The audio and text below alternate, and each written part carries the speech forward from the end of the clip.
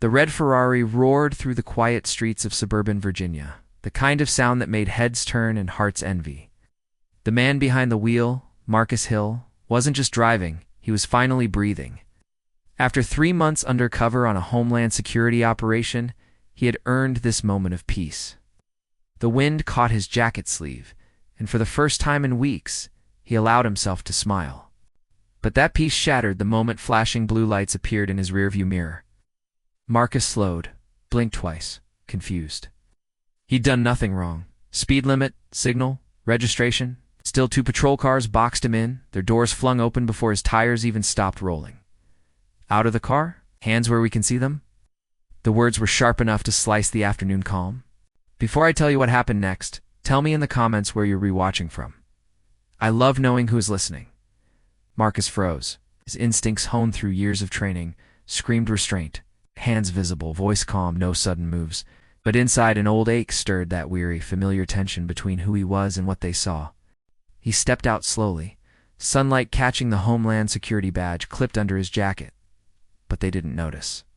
2 officers, both white eyes narrow and twitching with bias, stepped forward with their hands on their holsters. "This your car?" one asked. Marcus exhaled. "Yes, sir. Registered to me." The other snorted. "Yeah, sure it is."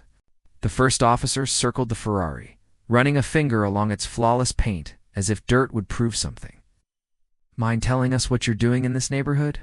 Marcus clenched his jaw. He'd worked cases that crossed borders, dismantled trafficking rings, faced men who thought bullets solved problems. But somehow this, standing here, unarmed, questioned for existing, felt heavier. He offered his ID. "Marcus Hill. Homeland Security Investigations. You can verify that fake badge." The officer interrupted. "Step back, sir."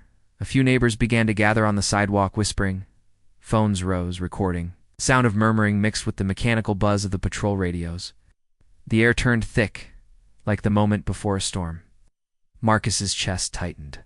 He thought about his mother, who once told him, "You can survive anything if you remember who you are." So he stayed still, calm, controlled, even. As they grabbed his arm and pushed him against his own car, the metal burned his cheek. "Sir," Marcus said through gritted teeth, "you're making a mistake." The officer scoffed. "You people always say that." The crowd gasped. Someone shouted, "He's not resisting." But the officers didn't stop. One reached into the car, rummaging through Marcus's glove box. He found a black folder, the one Marcus had intended to deliver to a DHS field office that afternoon. Inside it, classified documents. "Look at this," the officer said, waving them. "Stolen property." Marcus's mind raced. Those documents detailed an ongoing operation. Exposure could compromise agents, maybe even lives. He raised his head, voice low but edged with steel. "Put that folder down." The senior officer smirked. "Oh, now you're giving orders." Then came a sound that shifted everything, a sharp, commanding voice from behind them.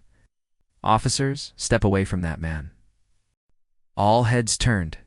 A woman in a dark suit and sunglasses was walking up the street, badge glinting in the sunlight. DHS. Marcus knew that voice. Agent Victoria Hale, his direct superior. The cops faltered. "Ma'am, we're in the middle of assaulting a federal agent," she snapped, showing her credentials. "Agent Marcus Hill, Homeland Security. He just interfered with an active federal operation." The silence was suffocating. One of the officers' faces went pale, his hand trembling near his holster. The crowd erupted, whispers turning into shouts. "He's a federal agent?" Oh, they messed up bad. Victoria's tone cut through the noise. "Do you have any idea what you've just done?" The younger cop stammered. "What we thought." "That he didn't belong in his own car?" She shot back. "That's what you thought?" Marcus straightened, finally free from their grip. His hands trembled, not with fear, but with restrained anger. He didn't say a word as Victoria tore into them, citing federal interference, misconduct, and civil rights violations. "The neighbors' cameras captured every second," one officer muttered. "Sir, we're sorry." Marcus met his eyes.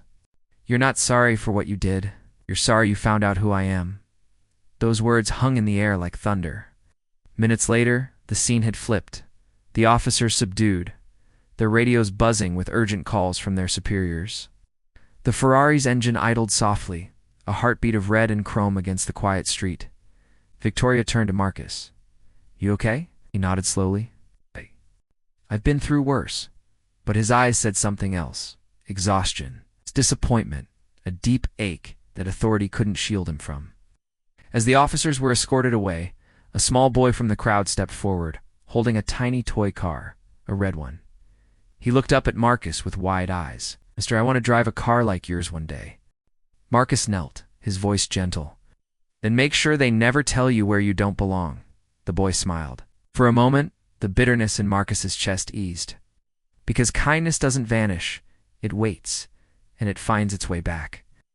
Later that evening, as the sunset reflected off the Ferrari's hood, Marcus sat in silence. The same road, the same car, but the air felt heavier now. Yet somewhere deep within, hope still flickered, because he knew tomorrow he'd still serve, still protect, still rise. Even when the world didn't see him for who he was. Moral truth.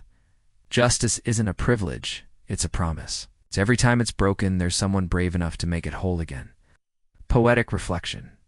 The same light that caught his badge now glowed in the sky above, a reminder that truth, like dawn, always returns. Outro CTR line. If you believe respect should never depend on skin color or status, share this story and subscribe for more true life tales that remind us what humanity should look like.